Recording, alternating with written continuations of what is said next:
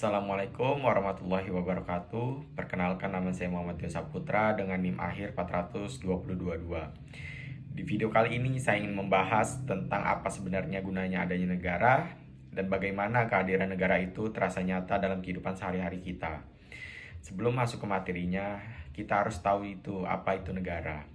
Secara sederhana, negara adalah organisasi yang memiliki kekuasaan paling tinggi untuk mengatur kehidupan masyarakat di dalam suatu wilayah tertentu. Negara dibentuk karena manusia sebagai makhluk sosial tidak bisa hidup sendiri dan membutuhkan aturan agar hidup bisa berjalan dengan tertib. Negara memiliki 3 unsur utama, yaitu wilayah, rakyat, dan pemerintah yang berdaulat. Wilayah adalah tempat berlakunya kekuasaan negara meliputi darat, laut, dan udara. Rakyat adalah semua orang yang tinggal dan diatur oleh negara tersebut.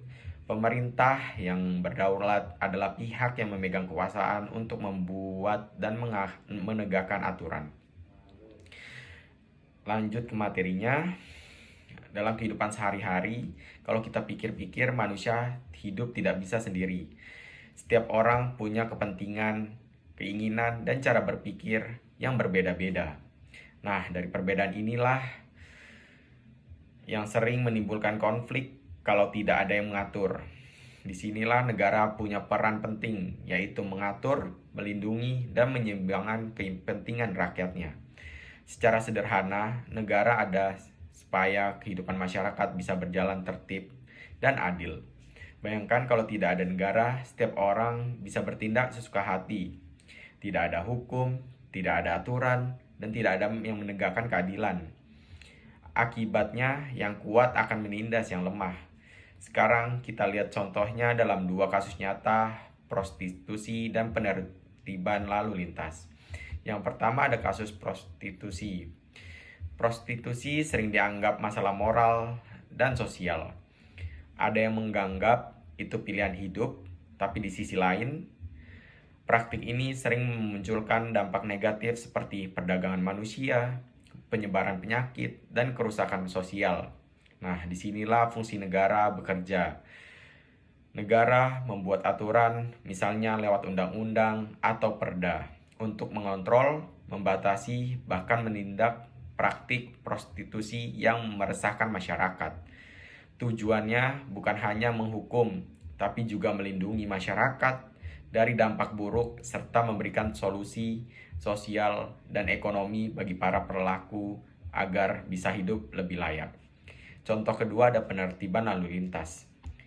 Setiap hari kita lihat polisi mengatur jalan, memasang rambu, atau menilang pengendara yang melanggar.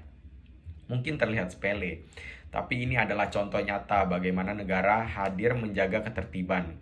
Bayangkan kalau tidak ada aturan lalu lintas, semua orang seenaknya jalan, lampu merah diabaikan, kecelakaan pasti meningkat. Jadi fungsi negara di sini adalah menjamin keselamatan dan keteraturan publik.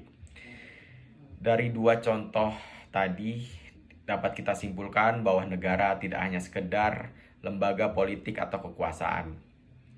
Negara adalah sistem yang diciptakan agar masyarakat bisa hidup dengan aman, tertib, dan sejahtera. Negara hadir untuk menegakkan hukum, menjaga moral, serta mengatur interaksi sosial supaya kehidupan bersama tetap berjalan dengan baik. Jadi gunanya adanya negara bukan hanya untuk mengatur dari atas, tapi untuk melayani dan melindungi rakyatnya.